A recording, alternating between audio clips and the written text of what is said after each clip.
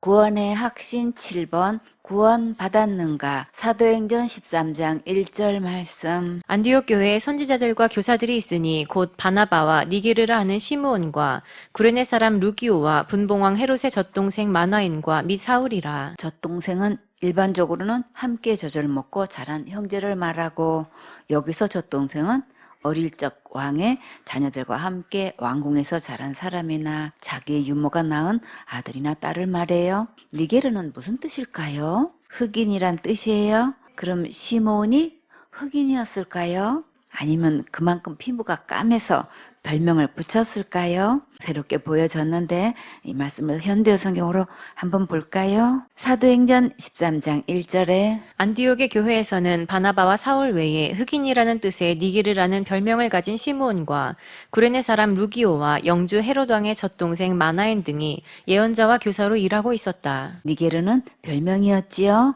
그래도 서열이 바나바 다음에 있지요. 안디옥 교회에는 선지자들과 교사들이 있었는데 바나바와 시몬과 루기오와 마나엔과 사울이 있었어요. 이 사울이 누구인가요? 바울이지요.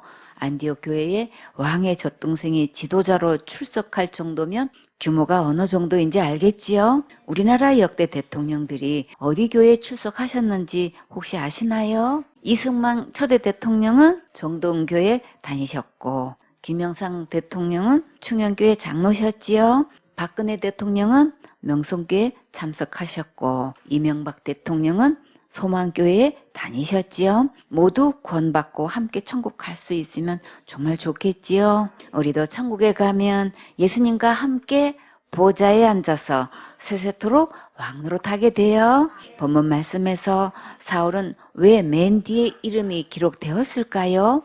안디옥 교회에 맨 나중에 왔으니까 그랬겠지요. 이 사울은 바나바가 안디옥 교회로 인도해 왔어요. 먼저 바나바는 어떤 인물인지 한번 살펴볼까요? 사도행전 4장 36절에 구브로에서 난 레위족인이 있으니 이름은 요셉이라. 사도들이 일컬어 바나바, 번역하면 권위자라 하니. 지중해에 있는 구브로 섬은 큰 가자미같이 생겼어요.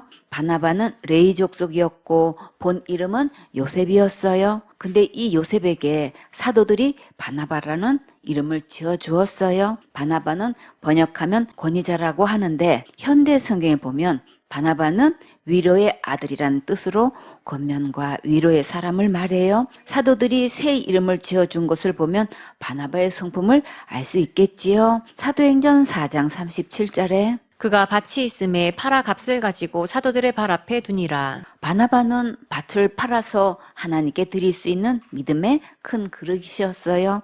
처음에 믿음의 그릇을 키우실 때는 만 원부터 시작해서 몇만 원으로 심게 하시다가 몇십만 원 단계로 올라가고 또 몇백만 원 단계로 심게 하시다가 천만 원대로 올라가고 또 억대로 들어가는데 여기까지 올 수 있는 자가 많지는 않지요. 그러나 생수원의 서울교회 식구들은 이 가문을 통과하는 큰 그릇들이 되어서 귀하고 장구하게 쓰임 받으세요. 사도행전 9장 26절에 사울이 예루살렘에 가서 제자들을 사귀고자 하나 다 두려워하여 그의 제자됨을 믿지 아니하니. 사울이 교회를 참멸하려고 외구의 성 다메섹까지 달려가다가 빛으로 찾아오신 예수님을 만나고 변화되어 즉시 해당에 가서 예수님은 그리스도라고 증거했는데, 그 후에 바울이 예루살렘에 가서 제자들을 사귀고자 했으나 다 두려워했어요.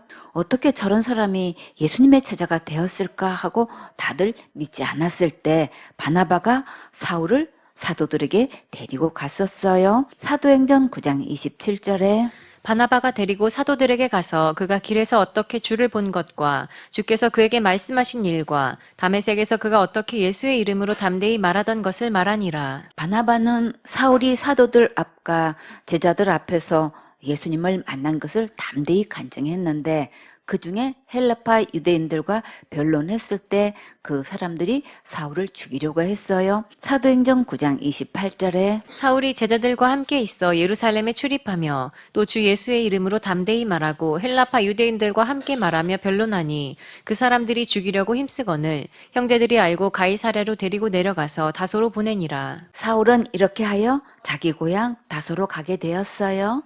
바나바는 사울을 품을 수 있는 큰 그릇이었고 믿음 안에서 교제권을 가질 수 있도록 조선한 중요한 인물이었어요. 사도행전 11장 19절에 때에 스데반의 일로 일어난 환란을 인하여 흩어진 자들이 베니게와 구브로와 안디오까지 이르러 도를 유대인에게만 전하는데 스데반이 순교하고 사울이 교회를 핍박하고 감옥에 가두고 때리고 신문할 때 교인들이 베니게와 구브로와 안디옥에까지 흩어지게 되었는데 그곳에서도 유대인에게만 복음을 전하기 시작했어요. 사도행전 11장 20절에 그 중에 구브로와 구레네 몇 사람이 안디옥에 이르러 헬라인에게도 말하여 주 예수를 전파하니 주의 손이 그들과 함께 하심에 수다 한 사람이 믿고 주께 돌아오더라. 그 중에서 구브로와 구레네의 교인들은 헬라인들에게도 복음을 전하기 시작했고 주님께서 함께 하셔서 믿는 자들이 점점 많아졌어요. 이쯤 되면 누가 필요할까요?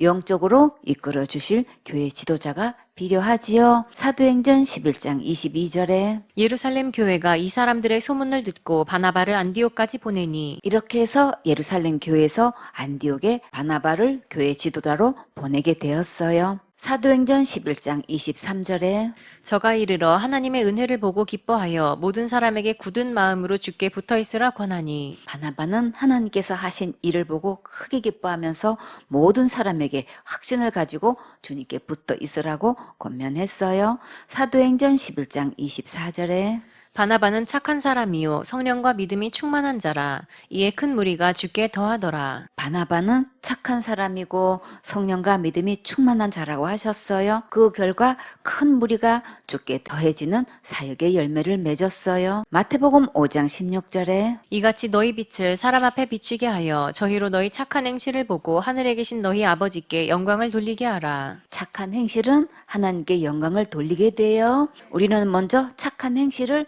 누구에게 해야 할까요? 갈라디아서 6장 10절에 그러므로 우리는 기회 있는 대로 모든 이에게 착한 일을 하되 더욱 믿음의 가정들에게 할지니라. 기회 있는 대로 모든 이에게 착한 일을 하는데 먼저 믿음의 가정들에게 착한 일을 하라고 하셨지요. 출애굽기 20장 12절에 내 부모를 공경하라. 그리하면 너희 하나님 나 여호와가 내게 준 땅에서 내 생명이 길리라. 부모님을 공경하는 것은 부모님에게 조심하고 삼가고 겸손하게 공손히 섬기는 거예요. 에베소서 6장 1절에 자녀들아 너희 부모를 주 안에서 순종하라. 이것이 옳으니라. 부모님 말씀에 순종하는 것이 옳은 것이라고 하셨지요. 골로새서 3장 20절에 자녀들아 모든 일에 부모에게 순종하라. 이는 주 안에서 기쁘게 하는 것이니라. 부모님께 순종하는 것은 주님을 기쁘시게 하는 거예요. 디모데전서 5장 4절에 만일 어떤 과부에게 자녀나 손자들이 있거든 저희로 먼저 자기 집에서 효를 행하여 부모에게 보답하기를 배우게 하라. 이것이 하나님 앞에 받으실 만한 것이니라. 먼저 자기 집에서 부모에게 자녀나 손자들이 효도하고 보답하기를 배우라고 하셨지요. 부모에게 효도하는 것은 하나님 앞에 받으실 만한 향기로운 제사예요. 생손의 식구들은 모두 바나바처럼 충성되고 착한 일꾼들이 되세요. 사도행전 11장 25절에 바나바가 사울을 찾으러 다소에 가서 만남에 안디옥에 데리고 와서 둘이 교회에 1년간 모여 있어 큰 무리를 가르쳤고 제자들이 안디옥에서 비로소 그리스도인이라 일컬음을 받게 되었더라. 바나바가 안디옥에서 사역을 하다가 다소에 가서 사울을 데리고 와서 함께 사역하게 되었는데 안디옥 교회 식구들을 열심히 가르치고 있을 때 호련히 예수님께서 새로운 길을 열어주셨어요. 사도행전 13장 2절 말씀 주를 섬겨 금식할 때에 성령이 가라사대 내가 불러 시키는 일을 위하여 바나바와 사울을 따로 세우라 하시니 금식하는 주간에 주님께서 새로운 사역을 열어주시면서 바나바와 사울을 특별히 따로 세우라고 하셨어요.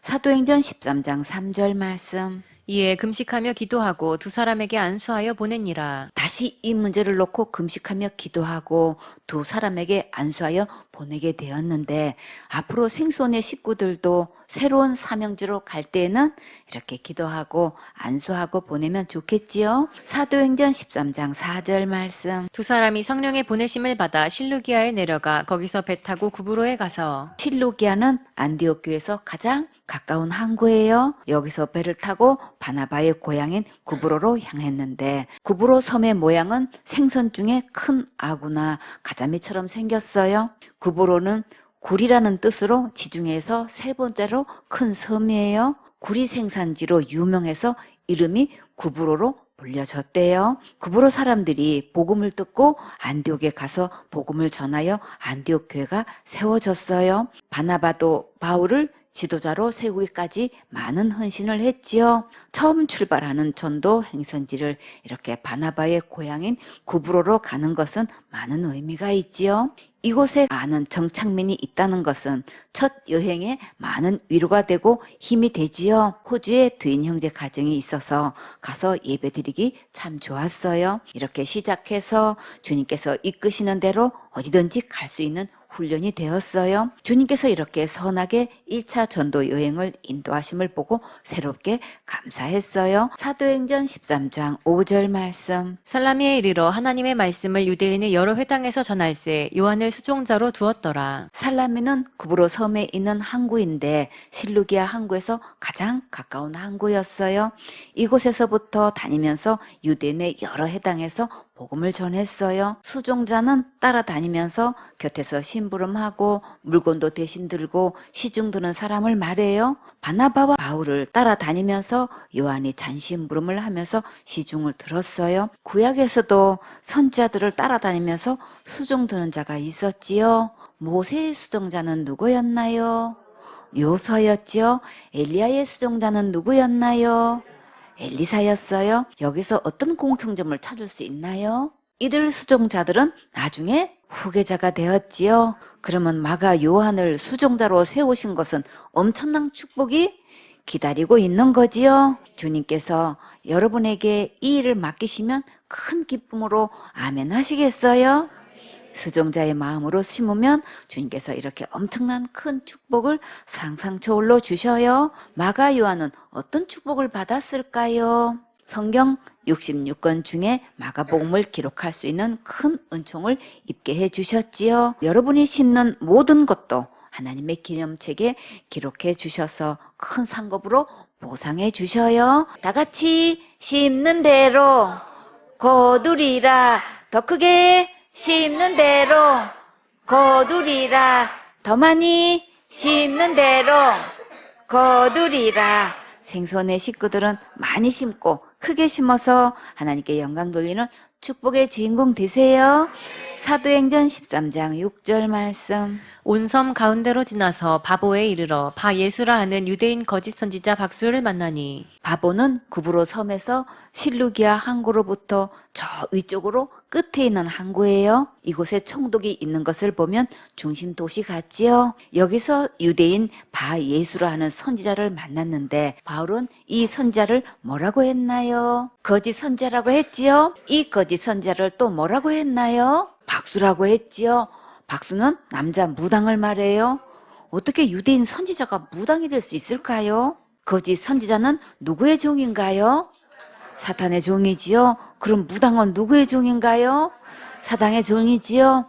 거짓 선지자나 무당은 사단의 종인데 선지자라는 감투를 쓰고 선지자 노릇하고 있어요. 구약에서 이런 인물이 있었는데 누가 생각나나요? 발람이 생각나지요. 선지자라고 하는데 실상은 거짓 선지자였어요. 모압의 발락 왕이 많은 기적을 보내어 발람을 초대해서 이스라엘을 저주하라고 했는데 겉으로는 하나님의 종인 것 같지만 실상은 어떤 사람이었나요? 술사였지요. 지금도 겉으로는 유명한 교회의 높은 지도자 같은데 하나님 보시기에 술사인 자들이 너무나 많이 있어요. 여호수아 13장 22절에 이스라엘 자손이 그들을 도륙하는 중에 부올의 아들 술사 발람도 칼날로 죽였었더라. 발람이 하나님의 백성이 저주받게 하는 방법으로 우상에게 제사하게 하고 음행하도록 발락 왕에게 은밀히 알려주었는데 발람의 최후는 만천하의 술사로 드러났고 이스라엘 자손들에게 칼에 맞아 비참하게 죽었어요. 예수님께서 거짓 선지자를 조심하라고 신신당부하셨으니까 항상 옳게 분별해야겠지요. 하나님의 종 바울과 거짓 선지자 박수가 만났는데 과연 어떤 일이 벌어졌을까요? 사도행전 13장 7절 말씀. 그가 총독 서기오 바울과 함께 있으니 서기오 바울은 지혜 있는 사람이라 바나바와 사울을 불러 하나님 말씀을 듣고자 하더라. 총독 이름이 서기오 바울이지요. 서기오 바울은 지혜 있는 자라고 했어요. 어떻게 하면 지혜로운 자가 될 수 있을까요? 본문 말씀대로 하나님의 말씀을 듣고자 하는 자가 지혜로운 자예요. 하나님의 말씀을 들으면 지옥 갈 죄로부터 구원받고 천국 갈 수 있으니까 진짜 지혜로운 건 맞지요? 사도행전 13장 8절 말씀. 이 박수 엘루마는 이 이름을 번역하면 박수라. 저희를 대적하여 총독으로 믿지 못하게 힘쓰니. 자기 이름을 어떻게 무당이라고 지을 수 있을까요? 아이들 이름을 너무나 충격적으로 짓는 부모들이 가끔 있지요. 그런데 이 무당의 레벨이 어느 정도인가요? 총독하고 가까이 지내고 있는 것을 보면 꽤 인정받는 인물인 것을 볼 수 있겠지요. 그런데 결정적인 순간에 총독이 복음을 듣고 구원받는 일에 이 박수가 방해를 했어요. 악한 영은 영혼이 구원받으려고 하면 결사적으로 방해해요. 이런 일을 만나면 주님께서 전적으로 도와주시도록 기도하세요. 바울은 어떻게 했는지 볼까요? 사도행전 13장 9절 말씀.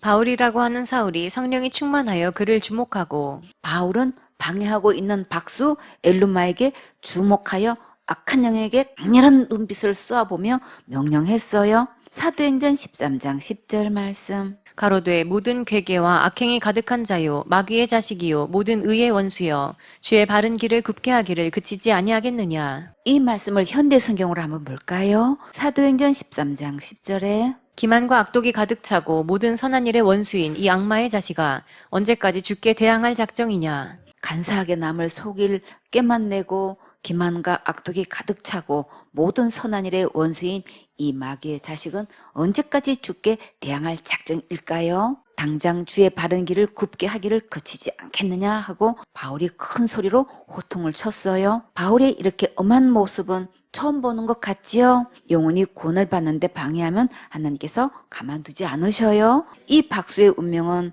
과연 어떻게 되었을까요? 사도행전 13장 11절 말씀. 보라 이제 주의 손이 내 위에 있으니 내가 소경이 되어 얼마 동안 해를 보지 못하리라 하니 즉시 안개와 어두움이 그를 덮어 인도할 사람을 두루 구하는지라. 하나님께서 진노하셔서 벌을 내려 너는 한동안 빛을 보지 못하는 소경이 될 것이다. 그러자 바로 그 순간에 안개와 어둠이 무당을 덮어서 앞을 보지 못하게 되었고 손을 더듬으면서 제발 저 좀 도와주세요 하고 부축해 줄 사람을 찾았어요. 하나님의 일을 방해하다가 이런 일 당하면 정말 안 되겠지요. 사도행전 13장 12절 말씀. 이에 총독이 그렇게 된 것을 보고 믿으며 주의 가르치심을 기이히 여기니라. 이 일을 지켜보던 총독이 하나님의 실력을 한번 보고 하나님의 말씀의 권능에 놀라워하며 예수님을 믿게 되었어요. 아멘.